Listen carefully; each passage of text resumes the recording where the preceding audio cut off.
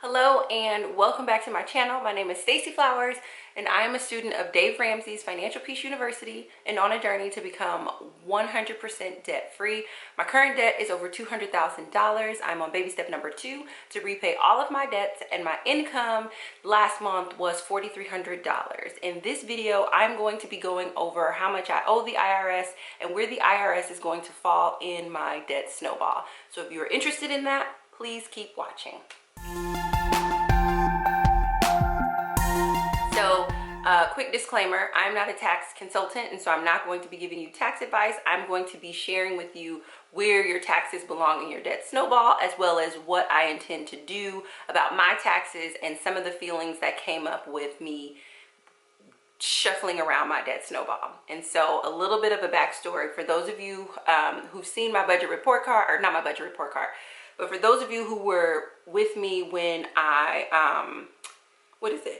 did my budget with me live, you guys know that I have $2,000 extra in my budget for the month of November to put towards debt. You guys also know that my greatest struggle at the time of that recording was, do I put the majority of that $2,000 on the debt which causes the most emotion, which is a business debt that's titled City Girl, or do I follow the Dave Ramsey plan and put most of that disposable income on the debt that's the smallest, which according to the Dave Ramsey program, that's what you're supposed to do.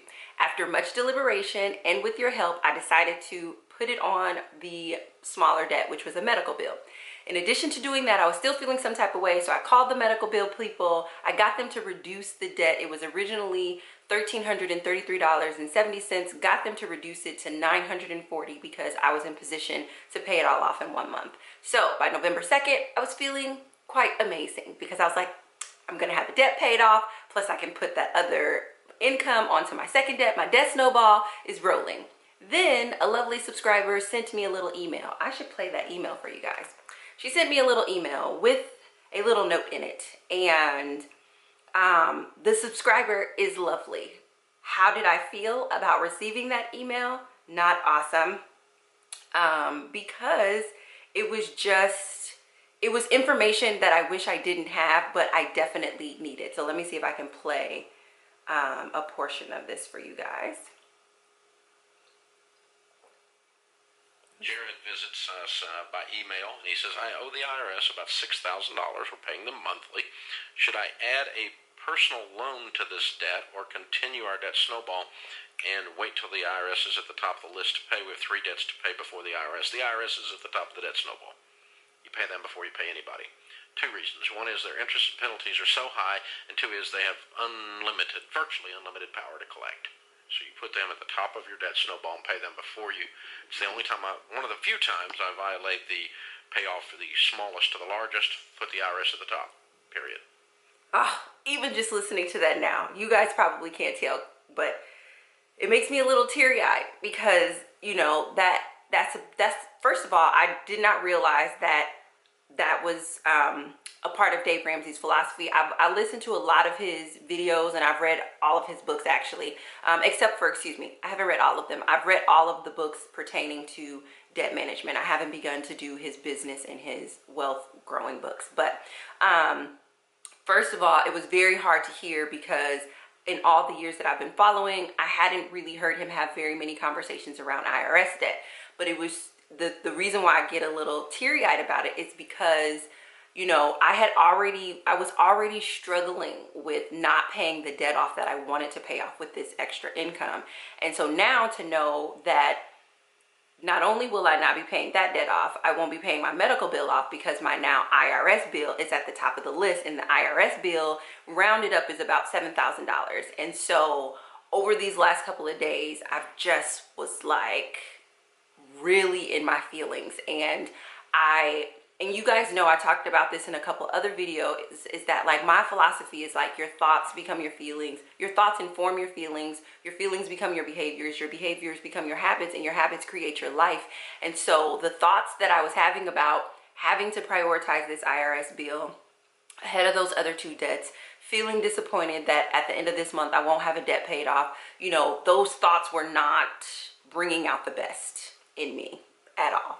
And I mean, they were just affecting things. I wasn't upset. I just was like, I don't want to do this. And it's my money. And, and so there was just this sort of like brat-like behavior that was like, whatever, I'm just going to pay off this medical bill and I'll do the IRS bill next. And as I was like seeing myself like with my little fingers like over my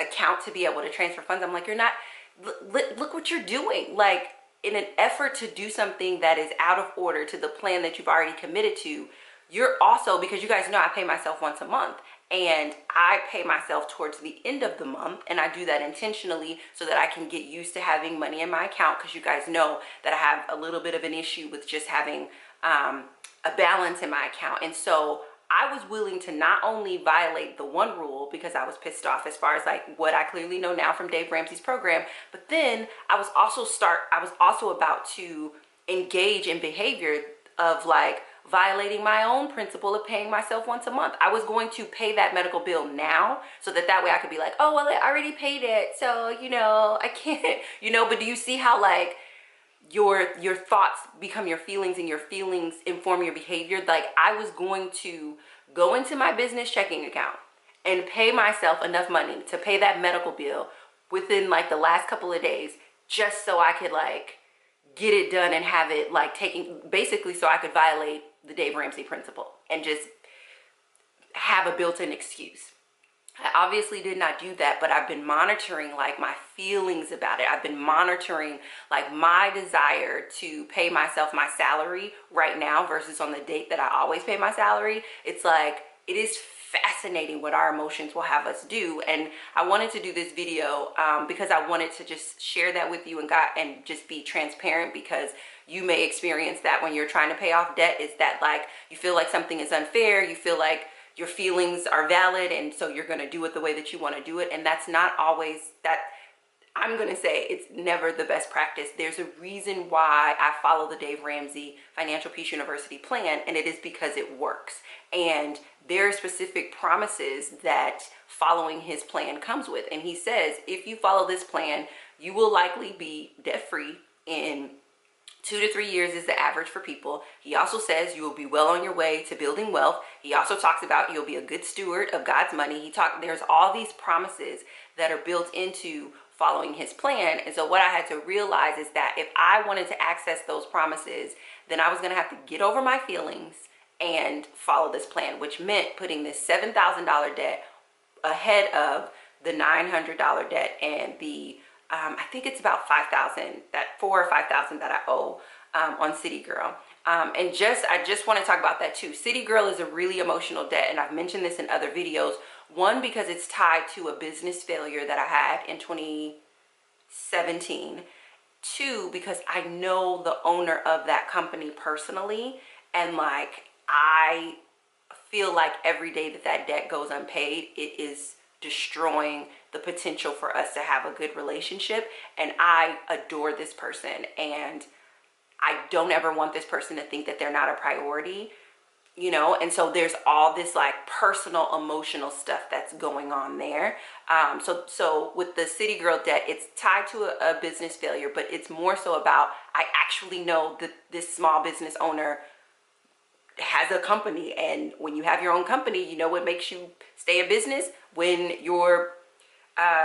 the people you provide service to pay their invoices, right? Like, and so I hate not paying this invoice to this person because their work was impeccable. I owe it, and so it's just very hard for me to keep pushing that down in the snowball. So that's what that's about. I think with the medical bill, once I reconciled it in the Budget With Me Live that I was going to pay it, I was super excited about being able to say I've paid off a second debt. Knowing that it's not going to be paid off and knowing that it's going to be on a payment plan is a lot more disheartening. And then I think the other thing that's a little bit heavy is that, like, when I think about paying off $7,000, I'm like, oh my gosh, like, it's going to take so much for me to pay off this $7,000. Like, I needed a win. Like, I needed, like, that's just, these are the thoughts that I was thinking. I was thinking I needed a win. And so what I did, because I'm like, okay, you have to clean up your thoughts, because those type of thoughts are making you feel worthless. Those types of thoughts are making you feel like you're a bad person. They're making you feel like you're a bad business person. And I even got into some thoughts about like, I can't believe the IRS would, our taxes, blah, blah, blah. Like I even got into some of those thoughts, and that's just not real. That's not what I think about taxes at all. And so I was like, all right, I have to change my thoughts. And so I was doing some journaling and writing some things down. And then I finally got to the point where I was like, all right, you need to figure out what thoughts you need to think to create the feelings that you need to have, so that your behavior reflects those feelings, and ultimately it creates a habit of abundance and really, really healthy financial management. Because you already know what these thoughts create. These thoughts create the worst financial, most piss poor financial behaviors in all the land. You know where these thoughts take you. So we're not gonna feed into these thoughts. We're gonna come up with different thoughts. So then I was like, all right, I'm still feeling a little blame unworthy around the whole tax thing and the order, blah, blah, blah. I'm feeling that way. And then I'm like, okay, what's a thought that's a good thought that I can think about this situation? And I was just like, okay, here's a good thought. A good thought about the situation is that only in this country could I have been this successful to where it's not that I owe $7,000 because I was unsuccessful. Clearly, me owing $7,000 to the government is an indication of the level of success, because you have to imagine, how much money did I have to earn that I owe $7,000? So that thought started to clear up some of the negativity. Like, it reminded me that, like, even though you're holding your business failure as like a failure, like there was some success in that. And the success is evident because the IRS is saying, of all the money that you got to take home, can you just send us our portion? Right? So that started to clear some things up. Then I created an affirmation, and I'm like, I'm happy to pay my taxes because it means that I had the opportunity to create something great. And this is important. That's actually an affirmation that I got from a gentleman named Ramit Sethi. He wrote a book called I Will Make You Rich, I believe is what the book is called. But I'm happy to pay. That's one of his core principles around money. But I'm happy to pay taxes because it means that I had the opportunity to create something great. That is powerful, it's powerful, period, but it's also especially powerful when I weigh it against where I just was, right? And then I want to be able to give back to the society that enabled me to be able to create a business. And that's real for me. I talk about how much I'm, grateful to be an American citizen. I talk about, one of the reasons why I won't go on government assistance is because it is not fair to my fellow citizens for me to be a woman as educated as I am, making the choice not to earn money, and then asking for my fellow citizens to pay for my lifestyle and my choices. That is not okay. It's the same reason why I won't, try to get my loans forgiven, because your loans that are backed by the federal government are not forgiven. That just turns into more federal government debt. And because the government is not a business, the government does not have a money-making strategy. They don't have a revenue plan.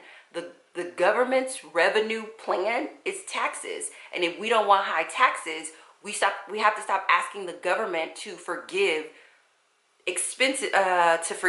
debt that we charge to get something, right? Whatever your feelings are about it, like, oh, the student loan crisis and they shouldn't have let us borrow that money. That's fine. They have a responsibility, but you have a responsibility too. And I believe that my responsibility as a citizen in the United States of America is to repay my debts, so that does not become the burden for all of my fellow citizens. Because for every debt that gets forgiven by the government, that they have to cover that. And the only way to cover that is through taxes, because they do not have a revenue model. The government is not a business. It's not a business. There is no incoming money into the government. It is only outgo. And the only way they get money is through taxes. And I am not going to put that on my fellow citizens. I'm just not going to do it. So that was very affirming that, I want to be able to give back to the society that enabled me to be able to create a business, because you can't do this in every country. You can't be the age that I was, taking the risk that I was taking and being taken seriously, and then being paid what I was paid. There are a lot of countries where my age, my race, my gender, all of those things would have limited my capacity to earn. That wasn't something that I experienced here, which is the reason why I get to pay $7,000 worth of taxes, because I made enough money to be able to do that. So then I wrote, you know, I'm overly emotional about the order of payment because my thoughts are giving me a false feeling of scarcity, lack, and blame. My thoughts are making me want to blame the IRS. My thoughts are making me want to, you know, blame Dave Ramsey for not making it more clear that the IRS should have been at the top. My thoughts are making me think scarcity. Like this is my first month having a significant disposable income, and rather than me like being excited about that and believing in the possibility of me creating that next month, I'm thinking scarcity. Like this is the only 2,000 that I have. Like it's like, but Stacey, maybe you'll make that 2,000 next month. Like you made $4,300 working part-time. That is the average. I think, I know the averages are changing, but like the average American salary is somewhere between $50,000 and $75,000 for full-time work. So if you just only make $4,300, not only, but if you make $4,300 a month for the next 12 months moving forward, you will have made the average American salary. But the real big amazing thing about that is that you are doing that with part-time hours. So it's like you're losing perspective and you're falling into scarcity and this idea of lack and that this will be a one-time thing. And it's like, no, this is the first of many. It's not the only. Does that make sense? So, you know, I had to switch that around a little bit.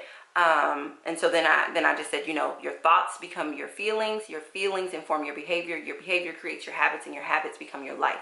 So I was like, so this week you got to work on changing your thoughts in order to repay these debts. And so I changed my thought to, okay, my thought then was I am paying back taxes because I didn't pay it properly when I earned all the money. That thought is a little bit cleaned up, but it still has some negative undertones to it. So then I was like, okay, no. I'm paying old taxes because I got sick and didn't earn. But there's still a little bit of like blame and unworthiness and victimhood even in that statement. So I'm like, no. And then I said, okay, I'm paying the taxes I'm privileged to owe because I created a business that was successful. And so once I got to that statement, I just kept saying that over and over and over again. And yeah, I just kept saying that over and over and over again until I got to the point where I was like, okay, you are paying you're prioritizing paying these taxes because according to the plan that you've committed to, that's what you are supposed to do. Secondly, you're going to repay it with a different disposition than one of anger, frustration, irritation, confusion, blah, blah, blah. You're going to pay it with the disposition of, this is a privilege for you to owe this, not to owe this month, but for you to have created a business that earned enough to where you owe this month this much. And you are going to pay this because you are paying into the evidence that once upon a time you were successful. Your business was successful. That is what this is evidence of. This is not evidence of, you know, this is what happens when you get sick and don't pay your bill. It's not evidence of, you know, I mean, it is evidence of me really handling my business income poorly. It is evidence of that, but I don't want to dwell on that thought because it's going to create feelings. So I'm just going to dwell on the thoughts that empower me to repay this swiftly, intentionally, and orderly as it relates to the plan that I've already committed to. So I'm saying this to you, and I hope that you guys can sense that, like, yes, I'm gonna do it, but that doesn't mean that I necessarily want to, but because I'm shifting my thoughts, my feelings are changing, and that's affecting my behavior. Because once I shifted into the place of like, no, this is a privilege, Stacey. You forgot how much money you made. That's why you have this bill, because you forgot. And maybe you forgot because it was a couple years ago. But make no mistake about it. When you made that money, you had enough money in your possession to pay this on time. So it's not their fault that you decided to not make a choice that was in your best interest or your business's best interest. It's not their fault. So stop blaming them, right? It's not their fault that they charge interest and all this other stuff. They should charge interest.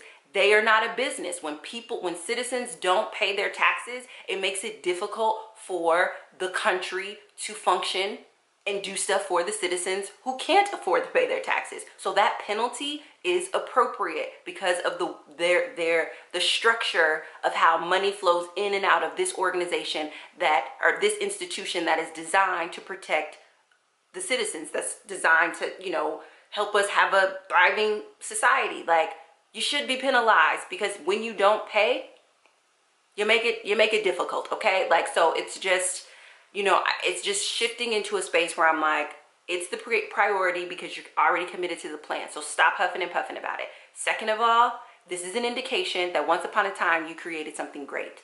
Third of all, you just need to believe in yourself that you're going to keep earning and you're going to be able to pay off this $7,000 fast enough so that you can get to the bills, get to the debts that are causing all of this other emotional stuff. But at the end of the day, it's not emotional. It is an opportunity for you to be integral to who it is that you say that you are, the plan that you are committed to, and all of the other things that you want to do anyway. And I think the integrity piece is really important too, because it's like, I'm building a business right now, right? Like I'm actively building a business. It's the only source of income that I have, yet I'm gonna let these back taxes hang over my head. Like there's an integrity piece that's off there. And it's just like, why don't you clean up your, and I think the reason why I didn't make the connection is because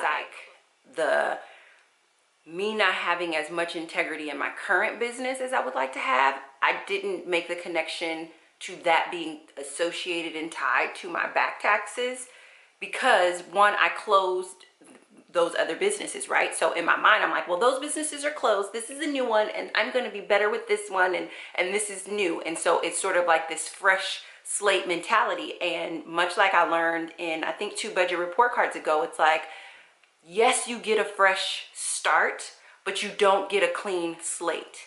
And if you really want to think about it, the only reason why you're able to get a fresh start in business to where you can have sort of these unfinished business things over here from a failed business is because you live in a country that allows you to be able to do that. So why not respect the financial structure of that country and repay these taxes so that way you can be whole in this business? Because for this business, I have to pay quarterlies. I mean, I don't have to. I get to pay quarterlies. That's how I'm paying my taxes. But think about it. Like, I'm paying quarterly towards, so that way I don't have like a big tax bill. I'm paying, I don't know why I'm pointing to this. I'm paying quarterly on this current business, but I'm not going to pay off this business. And it's just like that particular blinder, or that like line in the sand that I drew, it's not real. It's like, yes, this business has a fresh start, it's untainted, you know, et cetera, but you are still the you in this business that you were in that business. And if you really want this business to be whole, you are going to have to honor the debts that you created in your previous businesses. They will hunt you. Like, and I'm not saying they hunt everyone. Who I am, it will hunt me. And that's because integrity is one of my top 3 values. And so it's really difficult for me to do something when I know, like, and it's different. Like, if I don't know, because obviously when I didn't know, I didn't even think of this, right? Like, one, I didn't know what my tax bill was, and that's why it wasn't really a full problem, because I was in the middle of an audit. And so it just wasn't, and for people who are wondering, why does this matter now? Why weren't you worried before? One, I was in the middle of an audit, so I didn't have a balance. So for me, I was like, well, there's nothing I can do until we know what I have to pay, period, point blank.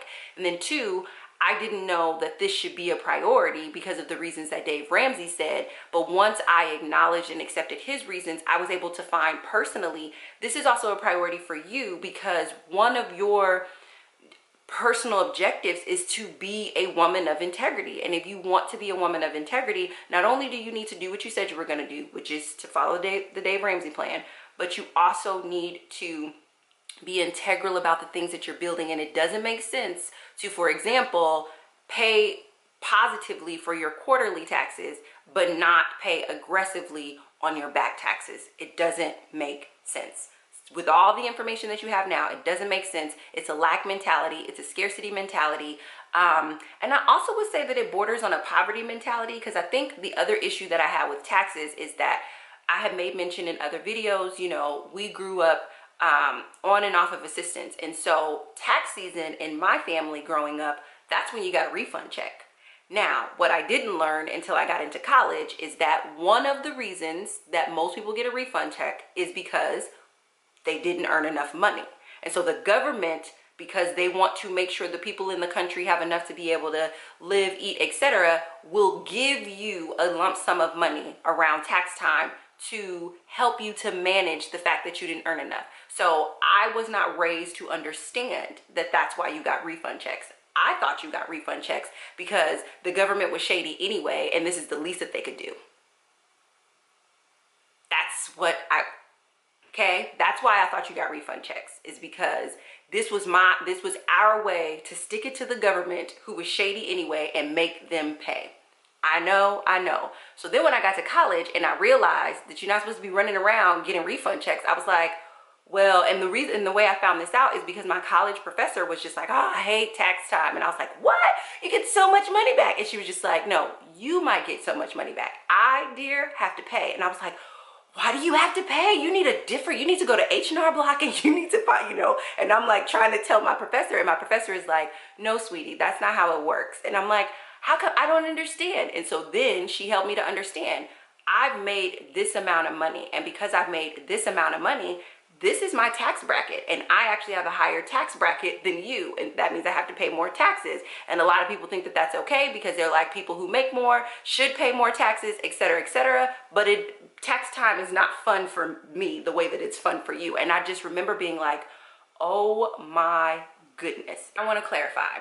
That's not what I was taught about taxes. That's what I caught about taxes. Rachel Cruz often talks about how when parents are teaching their kids about money, more is caught than taught, because we don't actually directly teach kids about money.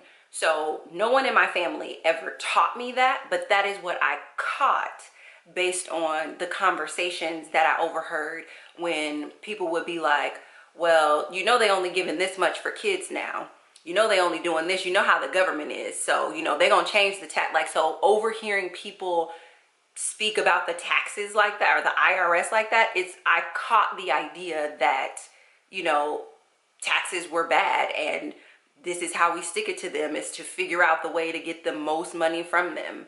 But I just wanted to clarify, nobody ever taught me that. It's just overhearing things, overhearing people trying to shuffle around like how many kids you claimed and why you should claim, like, when you hear people sort of like, this doesn't sound bad, but when you hear people like breaking the law so that they can get more money, it's like, I think as a child, it's like, I'm trying to organize why someone would do that. And the only way I could organize that is if I said, oh, these people must be bad. That's the only reason why you're going to commit a crime, is because the people that you're committing a crime against have to be bad, right? But the truth of the matter is, it's like, no, it's a mentality, and it's pretty prevalent in impoverished communities to justify breaking a law because they are in a space where they are surviving, right? Because that's sort of what happens sometimes. But I think the long-term implication of that is that the government doesn't get to do what it was designed to do, and because of that person's victim lack scarcity mentality, they also never are able to overcome that. So I just wanted to clarify that nobody taught me that the IRS was the enemy or bad. It's just, that's what I caught based on conversations that I overheard. And even listening to my professor and her like complaining like, oh my God, like, it's like the IRS is something that's bad, but it's like, I think the IRS is just a tracking system. And because the government is not a business, they have to figure out how to track the money that's going to flow into their organization. And I don't know.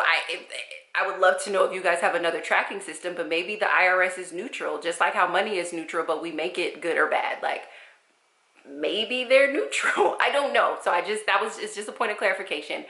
Back to the regular thing that I was talking about. And so then I still hadn't bought into it completely. I was just like, well, maybe the government isn't being shady, and maybe we shouldn't stick it to them. But because I'm not good at savings, I'll just treat that as my savings account. I'll just pretend like the government was saving up for me, and when they give me this like $3,000 check at the end of the month, it's like just getting my savings. Still very, very poverty. And when I say poverty mentality, I'm not meaning it disrespectfully. I'm meaning it factually. It is a poverty mentality to be excited about getting money to be excited about getting money that you did not earn. that is poverty thinking. And not all. Some people get a tax return because they pay more into their taxes because they do want to get money back. But I'm saying one of many reasons why sometimes you can get a tax return is because you didn't earn enough and the government wants to supplement that. And so, so then after I was sort of like aware of it, I started to pay attention to like tax time and the difference between people who got a tax return and people who didn't. Then I also started to pay attention to that every year people would take their tax return and get the same exact things. They would either get an upgraded car, they would get new furniture, and by new furniture I mean like a new TV or a new living room set or something like that, and they would buy their kids a whole bunch of clothes. But I started to notice that like no matter how many years people did that every single year, they still never had enough. Like they still, like they just, like why do you need to upgrade your car every year? Or why do you need to get a new car every year? Because some people are going to buy here, pay here places and buying a not great car and then not keeping it up. Like, why do you need to replace your furniture every year? And a lot of it is because when you're buying these things out of this quote unquote free money, you don't value it. And because you don't value it, you don't take care of it. And because you don't take care of it, you have to replace it. But a lot of it also it's just the mentality. It's like a mentality of lack. I don't have enough. I don't know how to make more. I'm not going to have more. And this is, you know, sort of my thing. And so even getting to the place where I had to lay down that idea of taxes and really understand like what the purpose of taxes is and how taxes are set up, like that was very jarring to come out of a poverty mindset about taxes to move into a just American citizen mindset about taxes. And even in my American citizen mindset about taxes, it was very different when I worked in corporate America, because I was pissed off to the highest level of positivity because I made good money in corporate America, but when I hit that new tax bracket, I was pissed because I was like, let me get this straight. I did work to earn 70K and I'm only gonna take home 50 something or 48 something. Like it blew my mind. I was like, I can't believe this. And I mean, I was always going to be an entrepreneur anyway, so I knew I wasn't going to be sort of in there, but corporate America was the first experience being in a new tax bracket where, and I didn't owe, like I didn't pay too much to where they gave me a refund, and I didn't pay too little to where I owed.